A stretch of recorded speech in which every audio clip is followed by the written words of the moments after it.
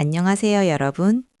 이번 시간에는 헤르만 헤세의 데미안 일부, 두 세계와 카인의 표적이라는 주제로 3위의 도서탐험 시작합니다. 내 속에서 솟아나오려는 것.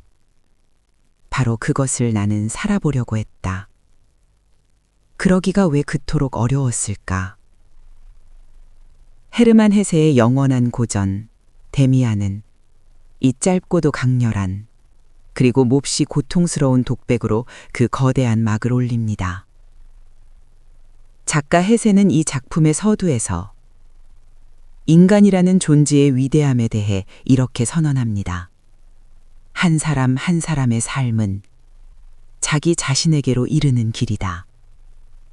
일찍이 그 어떤 사람도 완전히 자기 자신이 되어본 적은 없지만 누구나 그 나름대로 자신에게 도달하기 위해 힘껏 노력한다. 누구든 시원의 점액과 알껍데기를 임종까지 지니고 간다. 그러나 모든 사람은 인간이 되기를 기원하며 자연이 던진 단 한 번의 소중한 돌이다. 오늘 우리는 주인공 에밀 싱클레어가 진정한 자아를 찾아가는 치열한 여정. 그 첫 번째 단계로 아주 깊숙이 들어가 보려 합니다. 안전하고 완벽했던 유년의 껍데기가 무참히 깨어지고 세계가 두 개로 쪼개지는 그 서늘하고도 고통스러운 최초의 각성 속으로 말입니다. 싱클레어가 10살이던 시절, 작은 도시의 라틴어 학교에 다니던 소년의 삶은 완벽하게 두 세계로 나뉘어 있었습니다. 한 세계는 아버지의 집이었습니다. 그 세계는 협소해서 사실 그 안에는 부모님밖에 없었습니다. 그 세계의 이름은 어머니와 아버지였고 사랑과 엄격함, 모범과 학교였습니다. 그곳에 속하는 것은 온화한 광채, 맑음과 깨끗함이었습니다. 그곳에는 부드럽고 다정한 이야기들, 깨끗이 닦은 손, 청결한 옷, 좋은 관습이 깃들어 있었습니다. 아침이면 찬송가를 불렀고 곧바로 미래로 이어지는 고든 선과 길이 그 세계 속에 있었습니다. 의무와 책임, 양심의 가책과 고해, 용서와 선한 원칙들, 사랑과 존경, 성경 말씀과 지혜가 가득했습니다. 인생이 아름답고 정돈되어 있으려면 오직 그 세계를 향해 있어야만 했습니다. 하지만 또 하나의 세계가 이미 우리 집 한가운데에서부터 시작되고 있었습니다. 그것은 완전히 다른 세상이었습니다. 냄새도 달랐고 말도 달랐으며 요구하는 것도 달랐습니다. 그 두 번째 세계 속에는 하녀들과 직공들, 유령 이야기와 스캔들이 있었습니다. 무시무시하고 유혹하는 무섭고 수수께끼 같은 물건들, 도살장과 감옥, 술 취한 사람들과 악쓰는 여자들, 새끼 낳는 암소들과 쓰러진 말들, 강도의 침입이나 자살 같은 거칠고도 잔인한 일들이 사방에 바로 옆 골목에 널려 있었습니다. 가장 기이한 것은 이 빛과 어둠의 경계가 서로 맞닿아 있었다는 사실입니다. 우리 집 하녀 리나는 저녁 기도 때면 거실 출입문 옆에 앉아 씻은 두 손을 앞치마 위에 올려놓고 밝은 목소리로 찬송가를 불렀습니다. 그때 그녀는 맑은 세계에 속했습니다. 그러나 그 직후 부엌이나 장작을 쌓아둔 광에서 머리 없는 난쟁이 이야기를 들려주거나 푸주한에서 이웃 아낙네들과 싸움을 벌일 때 그녀는 완전히 다른 세계에 속해 있었습니다. 싱클레어 자신도 마찬가지였습니다. 그는 부모님의 자식으로서 당연히 밝고 올바른 세계에 속해 있었지만 눈과 귀를 향하는 곳 어디에나 금지된 다른 것들이 있었습니다. 심지어 한동안 그가 가장 살고 싶어한 곳은 바로 그 금지된 세계였습니다. 서나메로의 귀환이 구원임을 알면서도 탕아와 악당들의 이야기에 훨씬 더 마음을 빼앗겼습니다. 이러한 싱클레어의 은밀한 고백은 우리 모두가 유년기에 겪는 억눌린 호기심을 예리하게 짚어냅니다. 이 호기심은 머지않아 그의 유년 세계가 처참하게 붕괴될 것임을 예고하는 불안한 전주곡이었습니다. 어느 수업이 없던 오후, 10살 소년 싱클레어는 이웃 아이들과 강가에서 몸을 숨긴 채 놀고 있었습니다. 그때 13살쯤 된 억센 사내 아이 프란츠 크로머가 나타납니다. 공립학교 학생으로 재단사의 아들인 그는 아버지가 술꾼이었고 온 가족이 악명 높은 전형적인 어두운 세계의 소년이었습니다. 그 애는 벌써 어른 티가 났고 거친 말투를 썼으며 이새로 침을 탁탁 뱉어댔습니다. 크로머의 주도하에 소년들은 자신이 저지른 나쁜 짓거리들을 훈장처럼 자랑하기 시작했습니다. 라틴어 학교에 다니는 좋은 집안 자식이라는 이유로 은근히 소외감을 느끼던 싱클레어는 그 무리에 끼고 싶다는 두려움과 허영심에 사로잡혀 황당무계한 도둑 이야기를 꾸며내고 맙니다. 모퉁이 물방아 옆 과수원에서 최고 품종의 사과인 라이네테와 골트 파르메네를 자루 가득 훔쳤다는 거짓말이었습니다. 이야기가 끝나자 크로머는 반쯤 뜬 실눈으로 싱클레어를 쏘아보며 위협하는 목소리로 묻습니다. 그 얘기 진짜야? 하느님을 걸고 목숨을 걸고 맹세할 수 있어? 싱클레어는 속으로는 숨이 막히면서도 고집스럽게 그렇다고 맹세해버립니다. 그날 집으로 돌아가는 길, 어두운 복도에서 크로머는 싱클레어의 팔을 무쇠 같은 손으로 움켜쥐고는 잔인한 미소를 띠며 속삭입니다. 이봐, 친구. 그 과수원 주인이 사과 도둑을 알려주는 사람에게 2마르크를 주겠다고 했어. 난 가난한 놈이야. 넌 부자니까 나한테 2마르크를 줘. 그럼 끝이지. 내일 학교가 끝난 뒤 저 아래 시장으로 가져와. 그 순간 싱클레어의 주위에서 세계가 무너졌습니다. 자신이 실제로 사과를 훔치지 않았다는 사실은 아무 소용이 없었습니다. 하느님을 걸고 거짓 맹세를 한 이상 그의 죄악은 그가 악마에게 손을 내밀었다는 사실 그 자체였습니다. 모든 혼돈의 공포가 그를 덮쳤습니다. 어떻게든 매수를 해서라도 자신을 구해야겠다고 느낀 그는 할머니가 물려준 낡은 은시계를 꺼내 크로머에게 내밀며 애원합니다. 하지만 크로머는 고물 은시계 따위는 관심 없다며 무서운 눈길을 남기고 그림자처럼 사라집니다. 계단을 올라가는 싱클레어의 인생은 산산이 부서져 있었습니다. 그는 도망을 치거나 물에 빠져 죽을 생각까지 하며 어둠 속 계단 맨 아래 칸에 한껏 웅크리고 앉아 불행의 몸을 내맡겼습니다. 위층 거실에서 들려오는 누나의 목소리, 오래된 양산과 그림들, 그 모든 것이 어느 때보다 사랑스럽게 다가왔지만 더 이상 위로가 되지 않았습니다. 온통 비난이었습니다. 결국 싱클레어는 어머니의 방에 몰래 들어가 책상 위에 있던 자신의 작은 저금통을 훔치기로 결심합니다. 얇은 양은 막대를 깨트려 저금통을 여는 일은 쉬웠지만 그 부서진 자리를 보며 싱클레어의 마음은 찢어지듯 아팠습니다. 이제 그는 비로소 진짜 도둑질을 한 것입니다. 자신의 돈이었지만 분명히 훔친 것이었고 그는 악마가 데려간다 하더라도 되돌아갈 길이 없음을 깨닫습니다. 손에 쥐인 돈은 고작 65페니. 크로머는 그 돈을 받고도 남은 빚을 갚으라며 싱클레어를 완전히 자신의 노예로 만들어버립니다. 이 사건은 단순한 불량배의 협박이나 어린아이의 일탈이 아닙니다. 헤르만 헤세는 이 끔찍한 순간을 가리켜 아버지의 신성함에 그어진 첫 칼자국이라고 부릅니다. 누구든 진정한 자신이 되기 위해서는 자신의 유년 생활을 든든하게 떠받치고 있던 이 거대한 기둥, 즉 부모의 세계를 스스로 깨트려야만 합니다.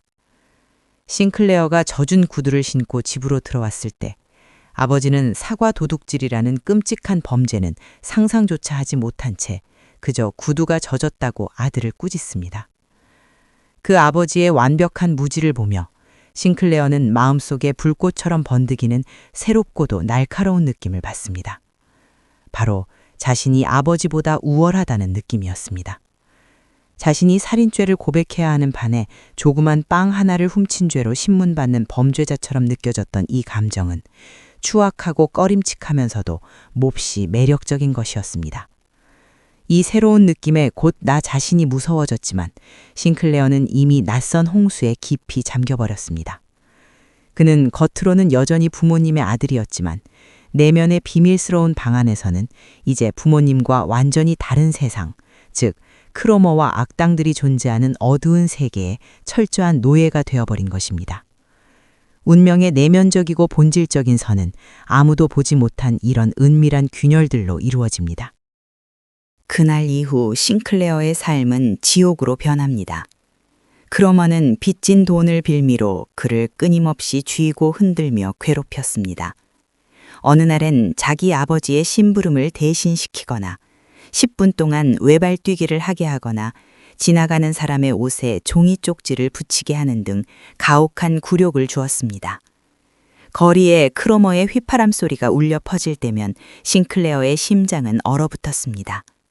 이 고통은 여러 날 밤 꿈속에서도 계속되어 악몽의 땀에 흠뻑 젖어 누워있곤 했습니다.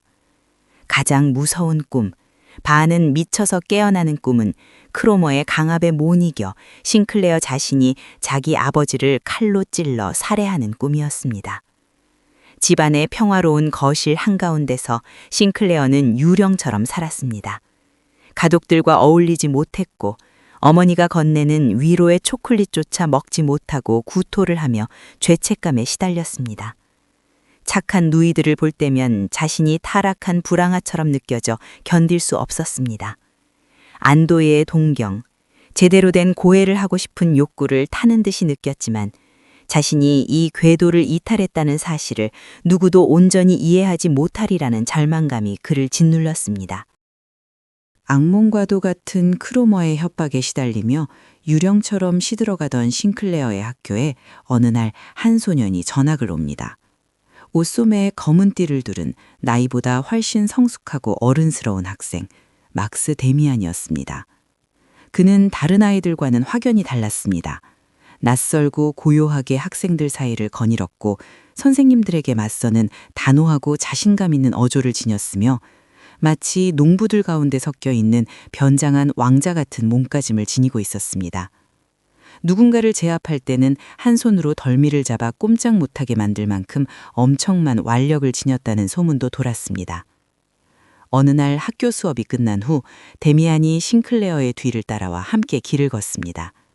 데미안은 싱클레어 집 현관문 위에 있는 낡고 마모된 새 문장에 깊은 흥미를 보입니다.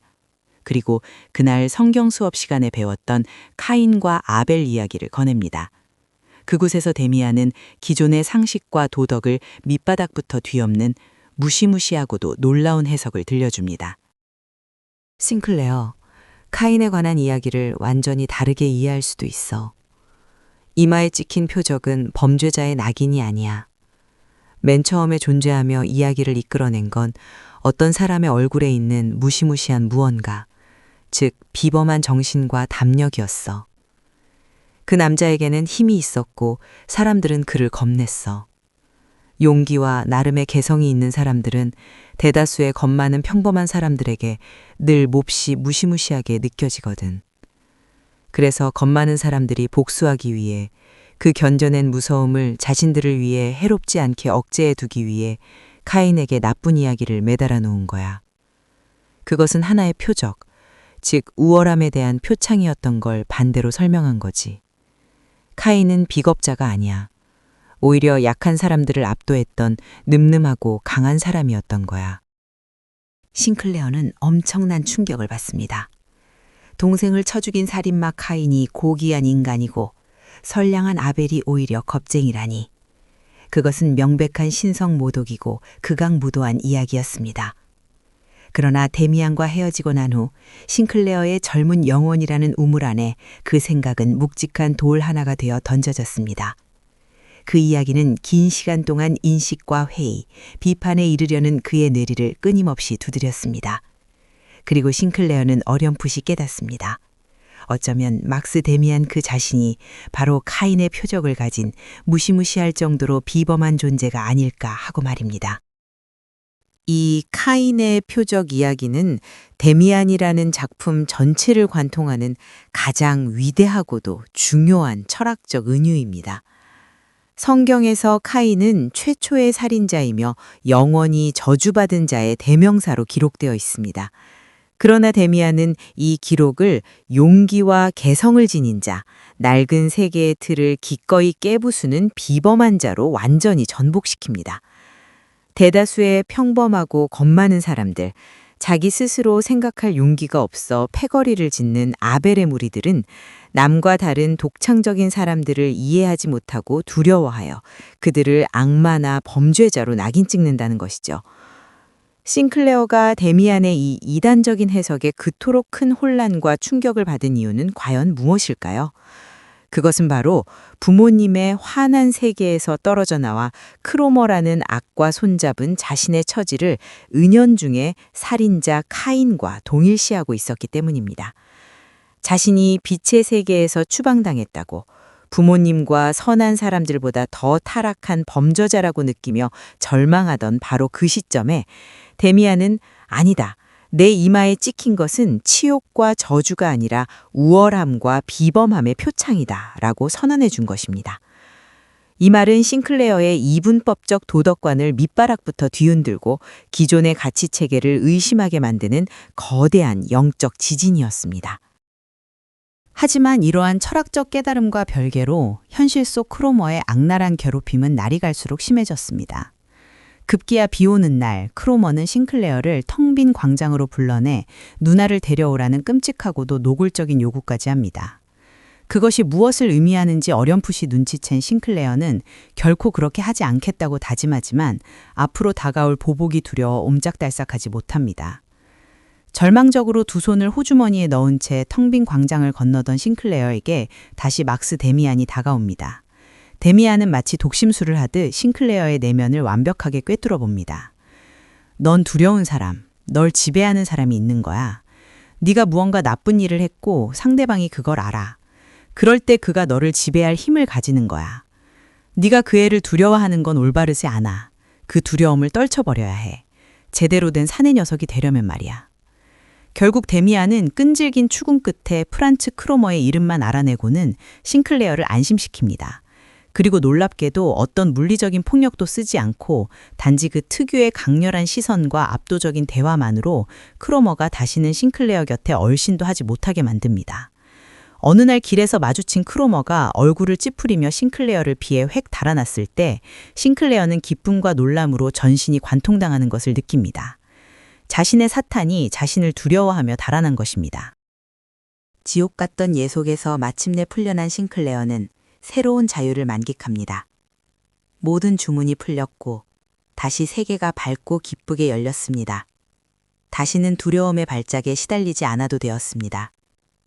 하지만 참으로 이상하게도 싱클레어는 자신을 구해준 데미안에게 진심으로 고마워하지도 그와 더 가까워지려 하지도 않았습니다. 대신 그가 곧장 향한 곳은 그가 원래 속해 있던 곳, 바로 어머니의 품, 아버지의 안전한 밝은 세계였습니다. 자물쇠가 망가진 저금통을 들고 어머니에게 모든 것을 털어놓으며 눈물의 고해성사를 한 싱클레어는 탕하의 귀양 의식을 치르며 다시금 온전한 지만의 모범 소년으로 돌아갑니다.